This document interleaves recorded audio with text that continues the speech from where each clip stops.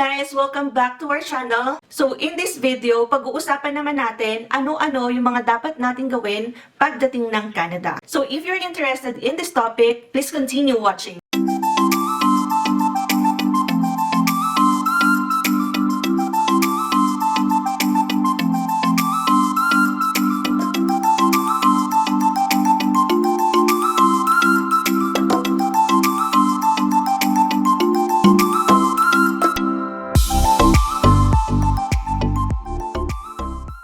Guys, so this is Emma together with my husband who may not be around with me in this video because he has work. So we make videos about being an international student and anything about life in Canada. Previously, we made a video about things that you should do before your flight in Canada. So now in this video, pag-uusapan na natin ano ba yung mga dapat naman natin gawin once we arrive in Canada. So disclaimer lang guys, so lahat ng sasabihin ko dito or share is just based on my personal experience. And things may differ depending on our circumstances, especially in different locations, different people na nakatransact natin. Kasi there may be differences sa mga documents na hinihingi, but I will share to you kung ano yung mga hiningi sa amin dito. So first things first, so we arrived here in Canada, particularly in Calgary, last September 5. So if you're aware, so that's fall intake. Fall intake started September 6. So we just have one day bago magpasukan. So super tight no naging schedule namin. That's why super cramped din kami. I don't know how we will do it nung una kasi we have to do this and that. And everything must be finished quickly kasi nga start na agad nung class ko. So gladly naman, online lang yon. So nasisingit-singit namin paunti-unti yung mga dapat gawin in the middle of my class. In our experience, very important dito yung magkaroon ng Canadian SIM number. Because in the succeeding transactions, hinihingi yung magiging contact number nyo. So if you will not be able to provide one, so babalik tayo sa first step, which is to get a Canadian SIM number. So good thing guys, thanks to our sponsor in this video, the Canadian SIM powered by Fido. They are now offering this Canadian SIM even if while you are still in the Philippines. So we made a full discussion video last time, so kindly check on this video if you are interested to more about its features. But overall, ang masasabi ko lang dito is you can only avail that promo, so that $40 per month with 10 GB data per month kung hindi pa kayo naglaland ng Canada. So yun nga, it's really important na sa dami-dami ng gagawin mo sa Canada, maganda na bawas na to sa list mo and you're already ready to do other steps kasi nga meron ka ng Canadian SIM number. We have also prepared a link in the description box if you are interested in getting that SIM. So if you're in the Philippines, any part of that country, Luzon, Visayas, or Mindanao,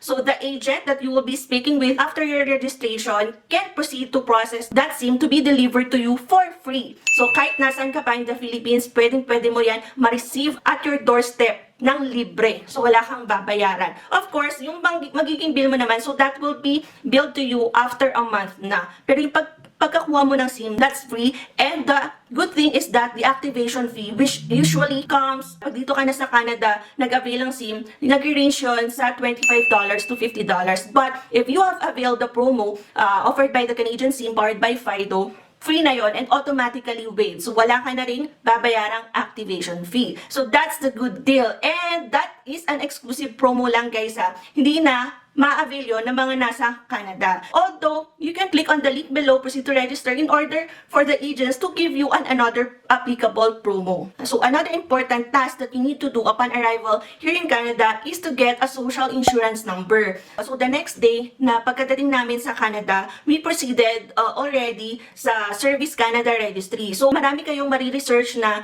locations for this Service Canada Registry. Just search the nearest one based on your location and then you can go on that one. Yung kami, kasi since may sumama sa aming friend, so she recommended kung saan yung alam niya, which is along downtown. And during that time naman, hindi naman ganun kahaba yung pila. So although we waited for like 15 to 20 minutes, pero you will be getting already your social insurance number on that same day. Represent nyo lang dito yung student permit nyo, or yung if yung sa kasama yung dependent, the open work permit holder, his permit, and then also present your passport. Kindly take note that yung service registry, of course, na napunta namin, separate yan sa kinukuhaan ng health. So kindly take note that this social insurance number is like your tax identification number sa Philippines, but this one is really confidential. You can only share your number, your SIN to your employer, to the bank if that is of course needed in opening your bank accounts, and such other important transactions. You are not allowed to share that to other people. So very precious yung number na yan. Do not share it to another one. And of course, the open work permit holder cannot work without the SIN. So, nire-require to ng employers when they fill up certain employment contracts. So, they have to provide the SIN because dun nga, yung parang, ito yung magiging way for them to report the taxes that they are paying you because of your wages. So, after we got the social insurance number, we proceeded to the modules license and registry dito sa Calgary, and kinuha naman namin yung Alberta health card namin. So, that's the good thing na even if kakaland nyo lang dito sa Canada, you need not wait to have to find a work or to wait for some period of time bago kayo makakuha ng health card. So, dito pa lang, from the day of your landing, you are entitled to the health benefits offered by Alberta. So, in getting this Alberta health card, the usual, you will be just presenting your student permit, open work permit for your dependent, and the passport. So, sa Alberta health card, guys, damay na dito yung anak ko. So, pero yung SIN, hindi kasama doon yung mga bata. So, the SIN, we took that para lang sa amin mag-asawa. So, another thing that we did dyan sa modules license and registry is that I got my Alberta ID. So, it's good thing na rin na magkaroon tayo ng ID in this new place para kapag hanapan tayo in whatever kind of transaction, may pe-present tayo. Kasi wala pa talaga tayong ID. You cannot present just your SSS ID because sa Philippines pa yun. So, one of the valid IDs, of course, is passport. But other than that, I don't have any government-issued ID. So, nagpagawa na rin ako ng Alberta ID. And it cost me like $20 to $30. So, nandun yung range. I forgot the exact amount. Pero ganun lang naman yung range. So, as to my husband, hindi ko na siya pinakuha kasi there is already an intention on our part na kumuha siya ng driver's license later on. Kasi we all know that his driver's license coming from the Philippines, hindi ito international driver's license, the very license coming from the Philippines, he can use it for like 3 months to drive here around in Alberta. But of course, after some time, he needs to take a learner's exam and take the road test para ma-issue na rin siya ng driver's license. And that driver's license will already act as his government issued ID here in Alberta. So since magkakaroon rin naman siya later on ng driver's license, or driver's license ID, hindi ko na siya pinukuha ng Alberta ID. Baka madoble lang yung gastos namin. So, those are the things na inuna namin on our second day here in Canada. So, next thing na inasikaso namin is to get an internet provider. So, we went to Shimuk Mall, then nag-assess kami ng mga offers, promos, and discounts, ano ba yung magagandang providers dito in our location. In order to process that internet, pinangalan na namin yung internet service under the account ng husband ko para meron na rin naman siyang something under his account na hindi lang lahat sa akin yung billing. Kasi pwede rin kasi later on, kailanganin niya. So, hinati namin. So, ako yung sa house, yung sa rent, then sa kanya naman yung sa internet. Also, reminder din, yung internet, hindi agad-agad yan nakakabit. It's like 3 days, so 3 to 4 days bago sila pumunta and kabitan kayo ng internet. So, it's really important nga, guys, na magkaroon na muna ng data in the meantime, especially if dumating kayo na tight ng schedule nyo sa pasukan. So, kailangan nyo na yun ng data. So, during that period of time din, nakaasa rin kami sa data habang wala pang internet. So, the next thing naman na ginawa namin is to open a bank account. So, guys, a very important thing here in Canada is that you cannot open a bank account ng agad-agad. Well, there may be some branches pwede, you're lucky enough na ma-accommodate agad. But in the 2 banks that we have visited, kailangan muna ng appointment because the customer representative will have to like discuss all the offers, all the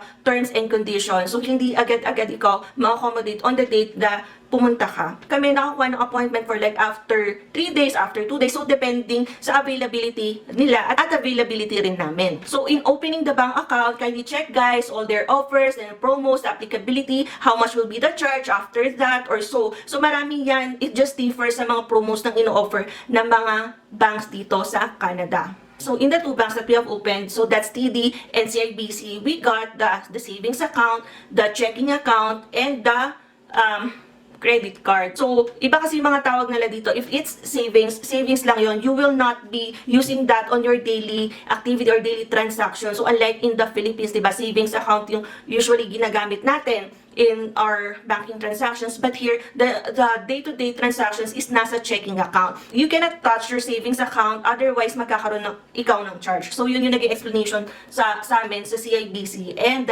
sa TD Bank. So I've mentioned, diba, kailangan din i-check nyo yung mga promos, offerings, and other exclusive discounts na ino-offer ng bank. So gladly, when I opened a bank account in TD, I was able to receive first muna $50 Amazon gift card, which I used to buy the high chair for my son. And then, there are certain conditions din na kailangan mo i-comply, like direct deposit, like pre-authorized payment, and then payment of bills. So, after you have already complied with those requirements, pwede kang magkaroon ng $300 Amazon gift. So, I was able to satisfy that last week, and I'm really so happy kasi nga, at least meron akong panggastos in any stuff that I want to. So, iniisip ko pa kung ano yung next na bibilin ko, which can be useful, di ba, to satisfy the 300 gift check. So, on the side of my husband naman, he was able to receive the $50 gift check from TD. He also satisfied certain conditions, pero he got lower Amazon gift check. I'm not sure, maybe because he is just my dependent sa account. Like, I'm the primary and he is just a secondary. So, it depends like sa mga offer yon ng mga bank nyo. So, it's really important to check sa bank officer na kausap nyo kung ano yung mga promos na pwede nilang i-offer sa inyo. So, another thing na ginawa namin agad pagdating dito sa Canada is to get a renter's insurance. So, this will not apply to other people kasi it depends sa requirements ng lessor nyo. In this building, we were required to get a renter's insurance. So, we searched for the best offers, best deals, magkano ba yung renter's insurance, depending on the kind of property, how many square meters to. So, yun, we pay like $20 to $30 per month for the renter's insurance. Depende yan ha. I don't know sa other lessors if they are strict on that or not. But in our case, it's already provided in the terms of our agreement that we have to get a renter's insurance once we like occupy this place. So next thing that we did is to call the NMAX. So NMAX is more on the electricity provider. That's what they call it. Tinawagan namin yung NMAX in order for us to process the change of the occupant in this unit. Kasi kailangan nakapangalan sa amin yung bill ng kuryente, and that is one of the terms also nung lessor namin. Since ang daming requirements, diba, need namin yun i-comply agad-agad para na rin hindi tayo mapahamak, especially bago lang tayo dating sa Canada. We have to comply with all their terms and conditions. So in NMAX, we registered our names, and then I also set up the pre-authorized payment para hindi ko na rin makalimutan yung pagbabayad ng bill ng kuryente. So it depends on your location. Pwedeng iba yung tawag dito sa electricity provider nyo or so. And finally, so ito yung medyo matagal-tagal namin ginawa, pero sinimulan namin agad-agad, pero hindi agad-agad natapos, and that is to buy stuffs in your place. So this will be applicable kung unfurnished yung place na nirentahan nyo. So, in our case kasi, plain lang, unfurnished talaga to, walang kagamit-gamit in total. Pero, we have like discussed in our previous videos that my husband has a friend here, and sobrang naging thankful kami na meron siya kaibigan. Kasi bago pa kami pumunta sa Canada, nagpa-assist na kami para sa pagkuha ng apartment unit, and also, nakapagpasuyo kami na bumili ng like mattress. Para naman, pagdating namin dito sa Canada, may matutulugan kami kasi nga walang kagamit-gamit. And it's really helpful, diba? Kasi 6 p.m. na kami naka-arrive ng Canada on our first day. And syempre, hindi na namin kayang bumili pa or go to a certain place para lang asikasuhin yung mga gamit-gamit sa bahay. So, on that day, ang kagamit-gamit lang namin is yung mattress and yung ilang pirasong unan, and gladly din, nag-share din yung mga friend niya, yung kapatid ng friend niya, ng mga certain utensils like mga plato, kutsara, tinidor, and other stuff. Kaya sa amin, sobrang big deal kapag may family and friends. Pero yun nga, if there's no family and friends, you have to reach out sa Filipino community, which are, madami rin talagang Filipinos dito, all parts in Canada, na willing tumulong sa mga newcomers na tulad natin. So that's it, guys. I hope you like this video. If you loved it and liked it, please don't forget to click the thumbs up, subscribe na rin kayo if you have not yet subscribed, and click the notification button in order for you to get updates sa latest uploads namin. So thank you everyone, and goodbye!